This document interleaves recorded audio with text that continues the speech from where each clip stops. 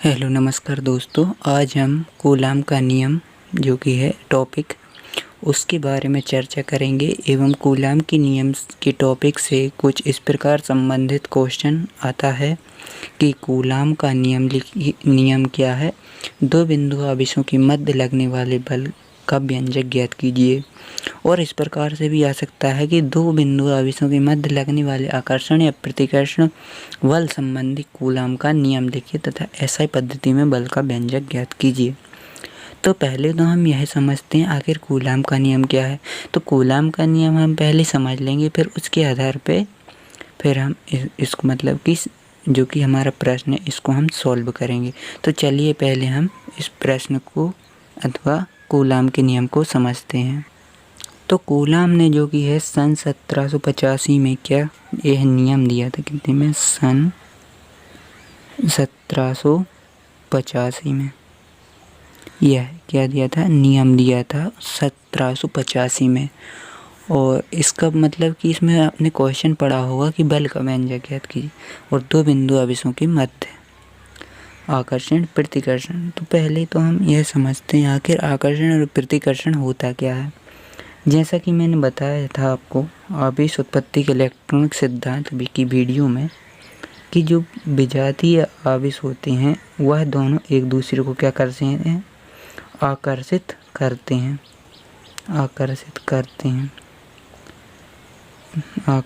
करते हैं और जो यदि यहाँ पर प्लस होता तो क्या होते प्रतिकर्षित। ठीक है, तो प्रतिकर्षित होते हैं। तो यदि सजातीय हैं तो प्रतिकर्षण बल लगता है, यदि विजातीय हैं तो आकर्षण बल लगता है। तो इसी के आधार पर हम जैसे कि आकर्षित या प्रतिकर्षित होंगे सजातीय आवेश होने पर तो यहाँ पर प्रतिकर्षण बल लगेगा, और यदि विपरीत आवेश हैं तो आकर्षण बल लगेगा, यानी आकर्षित होंगे। तो इसी प्रकार हम समझते हैं। और एक शब्द यह भी है कि विजातीय या सजातीय आखिर है क्या। तो विजातीय हम इन आवेशों को कहते हैं जैसे प्लस माइनस हो गया, जैसे हम प्लस माइनस भी ऐसे माइनस प्लस या प्लस माइनस कुछ भी कहते हैं तो ये विजातीय हैं। और यदि प्लस प्लस ले जाएं दोनों जगह तो क्या हो जाएंगे, यह क्या हो जाएंगे, सजातीय।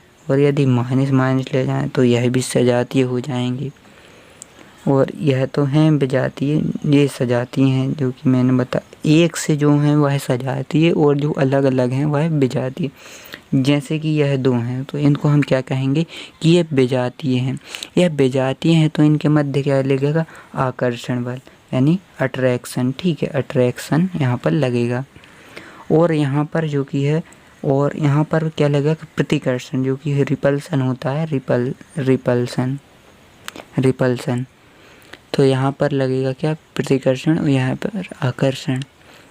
और इस नियम के अनुसार उन्होंने क्या बताया क्या कि आवेश को हम क्यू से प्रदर्शित करते हैं। जैसे दो हमने बिंदु आवेश लिए, अब जैसे कि हमने यह लिया प्लस, यह लिया माइनस ले लिया, तो इनके बीच क्या लगेगा, आकर्षण। तो यहाँ पर आकर्षण बल लगेगा, तो आकर्षण बल लगेगा, आखिर है तो बल ही। तो यह किस पर डिपेंड करता है कि आकर्षण लगेगा या प्रतिकर्षण। तो यह करता है डिपेंड किस पर कि आवेश की प्रकृति कैसी है, प्लस है या माइनस है, मतलब सजातीय है या विजातीय है। तो यहाँ पर हम आसानी से कह सकते हैं कि यहाँ पर आकर्षण बल लगेगा। तो आकर्षण बल लगेगा तो उन्होंने क्या बताया था, यदि यहाँ पर 2 माइक्रोकूलाम मतलब माइक्रोकूलाम, यहाँ पर आवेश यह प्लस है और यहाँ पर 3 माइक्रोकूलाम कोई और माइनस आवेश है, और जो कि माइनस आवेश और प्लस आवेश में मैंने बताया था, जो कि उस वीडियो के अंदर बताया था आवेश उत्पत्ति के इलेक्ट्रॉनिक सिद्धांत के अंतर्गत। तो आपने यदि वह वीडियो नहीं देखी है तो आप प्लेलिस्ट चेक कर देख सकते हैं। तो उन्होंने बताया था कि यदि इन जो हैं आवेश कि इनकी मध्य जो बल लगता है वह बल कितना होता है, उन्होंने यह बताया था। तो उन्होंने बताया था जो भी मतलब यहाँ पर यह तो इनकी यूनिट है, ठीक है, माइक्रोकूलाम हमने यूनिट ली है। तो यहाँ पर 2, ठीक है, 2, तो यह परिमाण कहलाएगा और यह इसकी यूनिट है माइक्रो कूलाम। तो उन्होंने बताया था कि कूलाम ने कि इन दोनों की कितना बल लगेगा। तो उन्होंने बताया कि दोनों आवेशों के मध्य लगने वाला बल, जो कि इनके मध्य लगेगा बल, तो उन दोनों आवेशों के परिमाण के, तो परिमाण यह हो गए, ठीक है, यह दोनों क्या हो गए, परिमाण हो गए। तो इन दोनों आवेशों के परिमाण के गुणनफल के समानुपाती, तो इन दोनों की जो गुणनफल होगा इनकी क्या होगा, समानुपाती। यानी जो हमने मान लिया यहाँ पर Q1 व Q2 यहाँ पर आवेश हैं। तो हालांकि यह तो मैंने एग्जाम्पल लिया है 2 और 3 का, लेकिन Q1 व Q2 आवेश। तो हमने कहा कि दोनों बिंदु आवेशों के मध्य लगने वाले आकर्षण मतलब बल है जो, वह दोनों आवेशों के परिमाण के गुणनफल के समानुपाती होता है। जो F होता है बल में, यानी फोर्स होता है, जो फोर्स होता है वह किसके समानुपाती होता है, दोनों बिंदु आवेशों के परिमाण के। तो ये हमने Q1 व Q2 लिख लिए। और जो कि इनके बीच की दूरी है, जैसे कि यह हमने r मान लिया, यानी ठीक है r मानी हमने, तो इस दूरी के वर्ग के व्युत्क्रमानुपाती होता है। यदि यहाँ पर 2 है तो इसके बटे 4 आ जाएगा, क्योंकि व्युत्क्रमानुपाती यह समानुपाती है, यानी सामने लिखा है इसके, मतलब यह बढ़ाएगा। यदि यह चीज़ बढ़ेगी तो यह बल को बढ़ाएगा, यानी व्युत्क्रमानुपाती है तो वह चीज़ बढ़ेगी तो बल इस राशि को घटाएगी, ठीक है। तो इसके व्युत्क्रमानुपाती होती है, जो कि इन दोनों के बीच की दूरी का वर्ग की व्युत्क्रमानुपाती होता है। क्या होता है, बल होता है। तो यहाँ पर r² आ जाएगा। जैसे कि मैंने बताया है कि इन दोनों की जो बीच की दूरी है उसके वर्ग की व्युत्क्रमानुपाती, यानी कि हमने बताया कि F बराबर मतलब F समानुपाती 1/² इस प्रकार। तो यहाँ पर हम नहीं लिखेंगे, फिर इन दोनों को मिला देंगे तो इस प्रकार से बनेगा कि Q1 व Q2 बटे r²। तो इस प्रकार से बनेगा। और आपने इसी प्रकार से, जो कि क्लास 11th में आपने न्यूटन का गुरुत्वाकर्षण नियम भी पढ़ा होगा, तो आप उससे रिलेटेड ही यह क्वेश्चन भी लगभग इसी प्रकार का है। जो कि अब हम दोबारा फिर की रिवीजन कर लेते हैं कि सन 1785 में जो कि कूलाम ने नियम दिया था, सन 1785 में कूलाम ने 2 बिंदु आवेशों, जैसे 2 बिंदु आवेश हैं, बिंदु आवेश का मतलब है बहुत ही छोटे आवेश, बहुत छोटे, और यह कितने छोटे तक सीमित है, लगभग इस प्रकार, इतनी, अब यहाँ पर इतना संभव है, कूलाम की नियम इन आवेशों तक सीमित होता है। तो यहाँ पर 2 बिंदु आवेशों के मध्य लगने वाला आकर्षण या प्रतिकर्षण बल उन दोनों बिंदु आवेशों के परिमाण के गुणनफल के समानुपाती तथा उनके बीच की दूरी के वर्ग के व्युत्क्रमानुपाती होता है, जैसा कि इन दोनों में मैंने बताया है। तो चलिए हम नियम को शुरू करते हैं, आखिर इसको सॉल्व, इस प्रश्न को सॉल्व करना कैसे है। तो चलिए हम स्टार्ट करते हैं, लेट्स बिगिन। जो कि मैंने यहाँ पर बात समझाई है तो वह लिख लेते हैं हम, और फिर आगे सॉल्व करेंगे। तो जो कि मैंने बात बताई थी तो हमने उस बात को लिख लिया है कि सन 1785 में कि कूलाम ने 2 बिंदु आवेशों के मध्य लगने वाले आकर्षण एवं प्रतिकर्षण बल के मध्य संबंध व्यक्त कर एक नियम दिया है, जिसे कूलाम का नियम कहते हैं। संबंध यानी कि जो मैंने बताया था कि बल के मध्य, तो बल होता है जो समानुपाती होता है Q1 × Q2 बटे r², तो वह संबंध हो गया। तो इनके मध्य संबंध दिया था। इस नियम जो कि मैंने बताया था, 2 बिंदु आवेशों के मध्य लगने वाला आकर्षण या प्रतिकर्षण बल उन दोनों आवेशों के परिमाण के गुणनफल के समानुपाती तथा उनके बीच की दूरी के वर्ग के व्युत्क्रमानुपाती होता है। और जो कि मैंने चित्र के माध्यम से बताया था, वह चित्र मैंने यहाँ पर बना दिया है। तो हम लिखेंगे फिर आगे इस नियम को, मतलब नियम का जो मैंने व्यंजक बताया था तो उस प्रकार हम उसको निकालेंगे। तो इसके माध्यम से उस व्यंजक को जो कि है निकालेंगे। तो जो कि हम माना Q1 जो कि है Q1 व Q2 2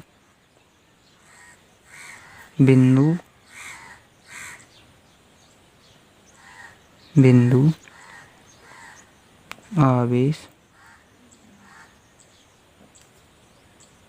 हैं। तो दो बिंदु आवेश हैं तथा इनके बीच की दूरी है तथा इनके बीच की दूरी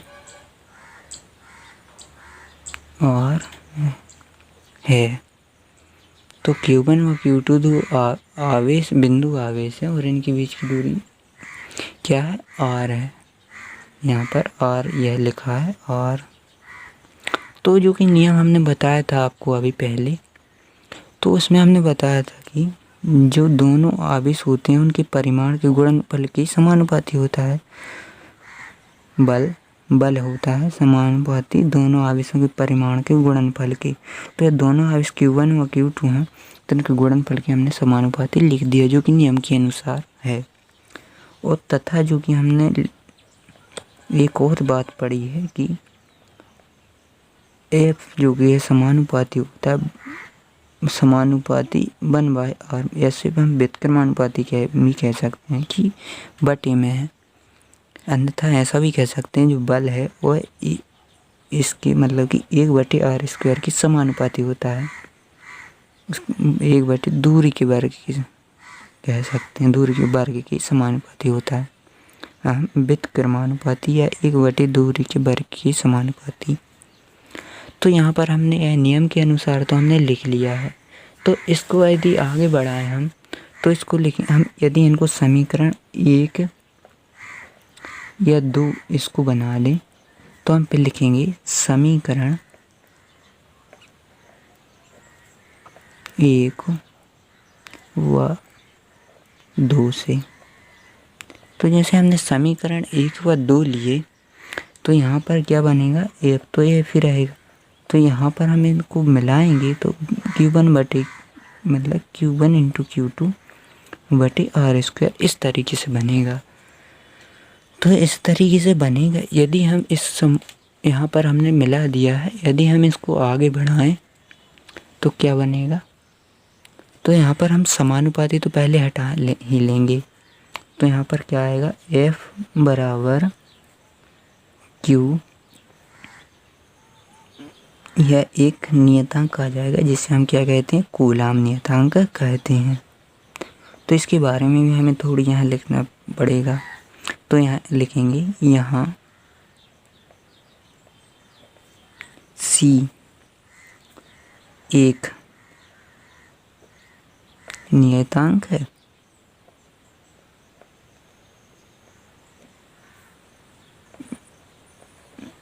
जिसे कूलाम नियतांक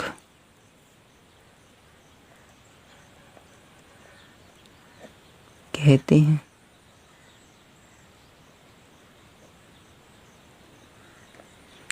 हैं। और फिर इसके बाद हम इसको लिखेंगे आगे बढ़ते हुए। और चलिए अब आगे बढ़ते हैं हम।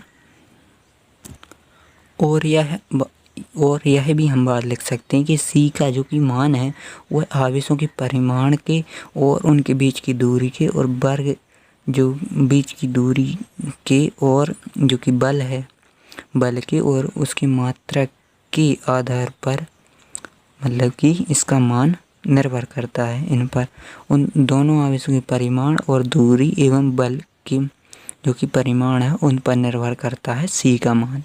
तो C का मान जो कि SI पद्धति में होता है, जिसे मैं बता रहा हूँ SI पद्धति के अंतर्गत, SI पद्धति में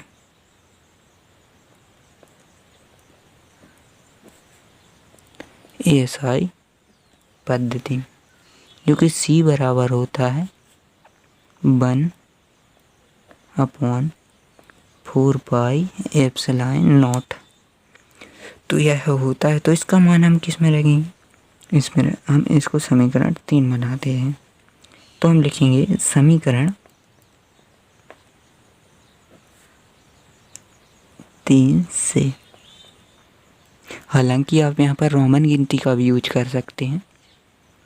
तो यहाँ पर हम लिखेंगे F बराबर 1/4 पाई एप्सिलॉन नॉट इंटू, जो कि है वह वही रहेगा।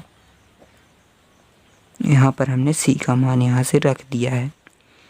इसको आगे बढ़ाते हुए यदि हम यहाँ पर हमने SI पद्धति में लिया है तो बल भी SI पद्धति में आता है। यदि हम यहाँ पर CGS पद्धति में लेते तो वह बल भी CGS पद्धति में आता। तो यहाँ पर हम लिख देंगे कि यह क्या है, न्यूटन लिखेंगे, क्योंकि बल का मात्रक न्यूटन होता है। आप यदि नहीं जानते हैं तो आप हमारी पिछली वीडियो देख सकते हैं जिसमें मैंने बताया है। तो जो कि है यहाँ पर यह निकल कर आ गया है C का मान रखने पर। यदि हम CGS पद्धति में C का मान देखें कूलाम नियतांक का, तो हम यहाँ पर लिखेंगे CGS पद्धति में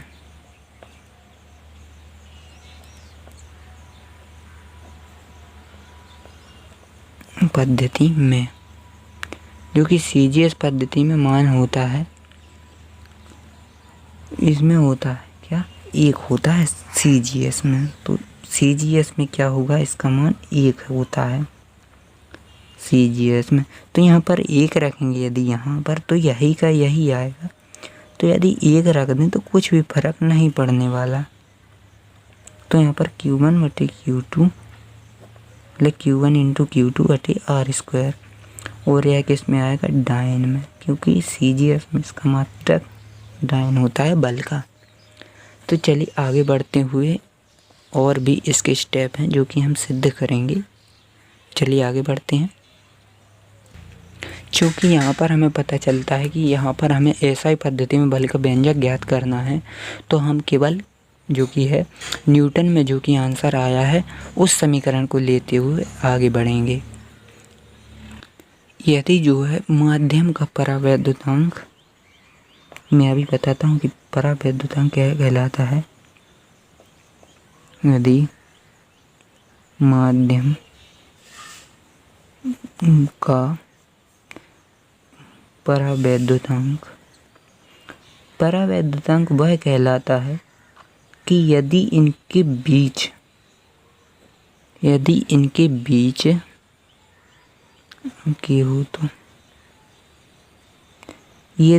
बीच जो आवेश हैं उनके बीच यदि कोई भी धातु या कुछ मिट्टी का तेल कुछ भी इस प्रकार की चीज़ें रख दी जाए तो लगने वाला जो कि बल कम होता है। तो बल कम होता है तो वह बटे के अंतर्गत आएगा। तो बटे के अंतर्गत आएगा तो के को हम क्या लिखेंगे, नीचे लिखेंगे। तो जो कि न्यूटन में है तो हम इस सूत्र को लेंगे क्योंकि हमें SI पद्धति में फॉर्मूला चाहिए। तो हम यहाँ पर लिखेंगे F बराबर 1/4 pi epsilon not into K, और यहाँ पर Q1 इंटू Q2 बटे R²। तो यहाँ पर यह हमारा आ चुका है। तो इसको भी हम क्या बनाएंगे, समीकरण 4 बना देंगे, क्योंकि हमने 3 तक तो बना लिए थे।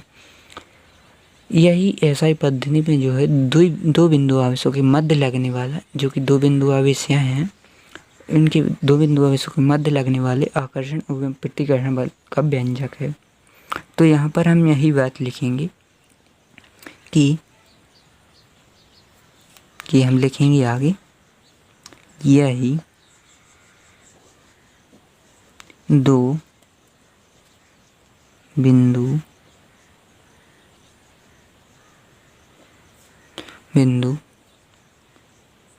आवेशों, राइटिंग पे ज़्यादा ध्यान मत दीजिएगा, आपको जो कुछ सीखना है वह आपको बताया जा रहा है। यही 2 बिंदु आवेशों के मध्य जो कि लगने वाला बल है, लगने वाला जो कि आकर्षण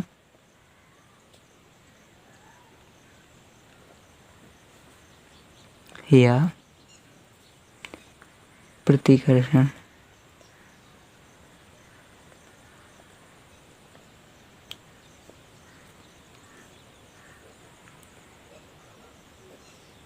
बल का व्यंजक है।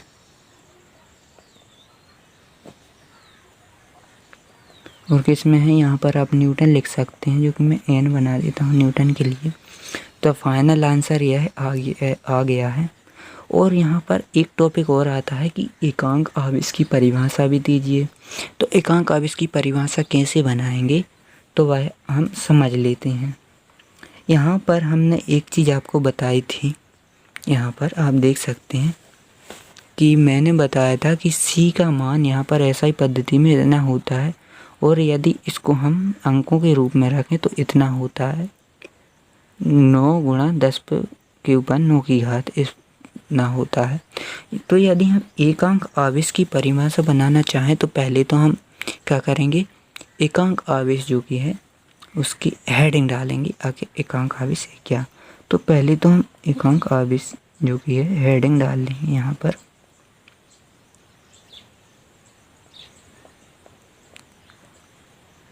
फिर हम आगे बढ़ते हैं। तो एकांक आवेश, यदि हम इस सूत्र में F का मान और इसका मान समान समान रख दें यहाँ पर, तो ये दोनों कट जाएंगे। आप पहले थोड़ी रफ में समझिएगा, बाद में हम आपको यहाँ पर समझाएंगे। जैसा कि जो कि आया हमारा सूत्र आ चुका है, इतना आया था, इतना। यदि हम यहाँ पर उसका मान रख दें इतना, ठीक है, इसका मान इतना होता है, और यदि हम F का मान भी इतना ही रख दें तो यह दोनों कट जाएंगे। तो यहाँ पर 1 बचेगा, क्योंकि अब बचेगा यहाँ पर, या बटे में चले जाएंगे तो कट जाएंगे, तो 1 हो जाएगा। और यदि हम इनको Q और Q मान लें तो यहाँ पर क्या होगा, Q²। और इसको हम एकांक मान लें, मतलब 1 मान लें, तो 1 का वर्ग 1 होगा, तो यहाँ पर 1 हो जाएगा। और यहाँ पर Q/1 हो जाएगा, तो Q वर्ग बराबर 1 आ जाएगा। और यहाँ पर जो कि कर्ण है, यहाँ पर वर्ग घटेगा और यहाँ पर इस प्रकार आ जाएगा। तो यहाँ पर एकांक आवेश आ गया, क्योंकि ये उत्तर आ रहा। तो जिस प्रकार हमने यहाँ बताया, तो वहाँ हम विस्तृत तरीके से लिखेंगे। तो चलिए उसी में हम पढ़ते हैं आगे। तो जो कि हम SI पद्धति में रखें, क्योंकि SI पद्धति हर जगह मान्य होती है, और जो कि सवाल भी आते हैं या जो कि व्यंजक आते हैं वह SI पद्धति में ही पूछे जाते हैं। तो इसी प्रकार हम लिखेंगे SI पद्धति में यदि, जो कि मैंने बताया था कि किस प्रकार हमको करना है, Q1 बराबर Q2 को यदि हम Q मान लें, और जो कि है R को हम 1 मीटर मान लें, 1 मीटर, क्योंकि मीटर SI यूनिट है, और यहाँ पे हम कूलाम मानते हैं, क्योंकि कूलाम SI है। तो इस प्रकार से R 1 मान लिया हमने, और F भी हमें कितना लिखें, 9 × 10⁹ इतना। तब हम क्या लेंगे, समीकरण इसको लेंगे, जो कि मैंने बताया था, इसको लेते हैं, इसको जो कि मैंने ऊपर बताया था समीकरण कितना, जो कि यहाँ पर आया था समीकरण, जब C का मान हमने रखा था 1/4πε0 इतना मान रखा, तो वह समीकरण हम लेते हैं। तो हम समीकरण लेने पर यदि हम इनका मान रखें, तो हम इसको हम क्या बना सकते हैं, यहाँ पर समीकरण इसको हम बना सकते हैं। जैसे कि मैंने 4 यहाँ उदाहरण के लिए यहाँ पर 5 में बना देता हूँ, ठीक है। तो आप पहले से भी कुछ कर सकते हैं यहाँ पर। तो चलिए आगे बढ़ते हैं। F का मान, समीकरण हमने पहले 5 लिखा, 5 से समीकरण F का मान यदि हमने क्या रखा, 9 × 10⁻⁹ समीकरण याद रख। और यहाँ पर जो कि मैंने बताया था 1/4πε0 का मान होता है 9 × 10⁻⁹ और जो Q Q एवं Q हम इनको रखेंगे, Q1 और Q2 की जगह Q रखेंगे तो यहाँ पर Q स्क्वायर हो जाएगा और यहाँ पर 1 रखेंगे और 1 का वर्ग भी होगा तो कुछ असर नहीं पड़ने वाला। तो यहाँ पर कट जाएंगे यहाँ से यहाँ क्योंकि अब बटे में आएगा तो 1 ठीक है 1 और क्या होगा Q स्क्वायर बटे 1। तो यहाँ पर Q स्क्वायर का जो आंसर आएगा 1 और Q अकेले का आंसर आएगा जो कि इतना आएगा इतना। इसके ऊपर करनी लग जाएगी, वो करनी लगेगी फिर यहाँ पर ±1 आ जाएगा। तो 1 कूलम आवेश यहाँ से हमने निकाला है। तो अब 1 कूलम आवेश की परिभाषा कैसे बनेगी, तो परिभाषा समझना ही हमारा उद्देश्य है। तो परिभाषा हमने यहीं से हम समझेंगे कि 1 कूलम आवेश वह आवेश है जो अपने ही बराबर एवं सजातीय आवेश जो मैंने बताया था अपने ही बराबर, Q भी बराबर है मतलब Q1 और Q2 दोनों के बराबर है। तो Q और हमने Q दोनों बराबर लिए यानी सजातीय, ना माइनस है ना प्लस है। तो जो सजातीय आवेश वायु या निर्वात में जो, इसलिए मैंने यहाँ पर यदि परावैद्युतांक जो कि मैंने समीकरण 4 लेते तो वहाँ पर K आ जाता, तो K हमने यहाँ पर नहीं लिया है क्योंकि वायु या निर्वात में C होता है, C1 होता है जो कि C1 होता है अपने ही बराबर एवं सजातीय आवेश वायु या निर्वात में 1 मीटर की दूरी पर रखने पर, जो कि मैं यहाँ पर समझाता हूँ आपको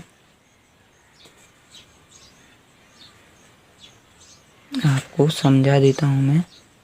यदि 2 बिंदु आवेश हैं जो कि समान है, ठीक है, Q मैंने माने हैं यहाँ पर, और इनके जो कि सजातीय आवेश हैं वायु या निर्वात में रखे हैं, तो इन दूरी पर रखने पर 1 मीटर की दूरी है जो कि यहाँ पर 1 मीटर, इन पर रखने पर इनके बीच कितना हो 9 गुणा 10 के ऊपर 9 की घात का बल आरोपित हो, तो वह क्या कहलाता है, न्यूटन का प्रतिकर्षण बल आरोपित हो। क्योंकि यह दोनों समान आवेश मतलब एक ही प्लस या माइनस के होंगे तो यहाँ पर प्रतिकर्षण लगेगा, तो यहाँ पर प्रतिकर्षण बल आरोपित करेंगे।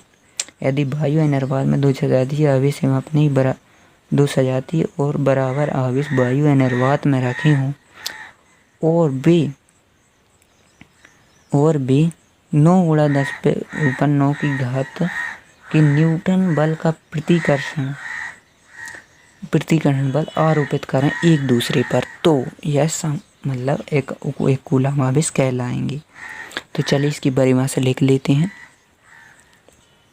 तो यहाँ से मैं इसकी परिभाषा बनती है कि 1 कूलम आवेश वह आवेश है जो अपने ही बराबर, तो Q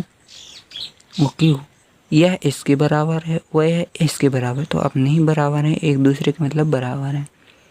एवं सजातीय, तो वह सजाती हैं, यह प्लस होगा तो यह भी प्लस होगा, यह माइनस होगा तो यह भी माइनस होगा।